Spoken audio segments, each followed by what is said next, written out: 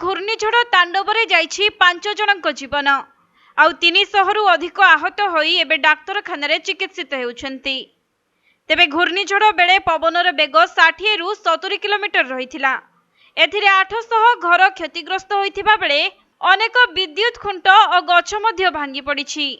अन्यपटे आसाम रे मध्य प्रबल वर्षा सांगकु झड़ हेबारु एक डंगा बुड़ी जाई 3 जन यात्रींकर मृत्यु होइछि।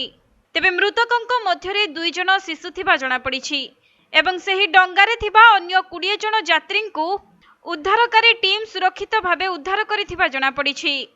मिलिथिबा सूचना अनुसार आसामर दक्षिण सलमरा मानकचर जिल्ला देई डंगाटी जाउथिला आ सेही समय रे हठात प्रबल वर्षा सांगकु घूर्णिझड़ हेबारु एवं सेही डंगारे महिला और शिशु यात्री मध्य रहिथिले।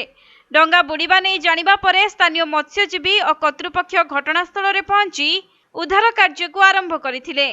तेबे एथिरे 20 जनकु सुरक्षित उद्धार करा जायथिबा बेले 3 जनकर मृत्यु होइथिबा जणा पड़िछि।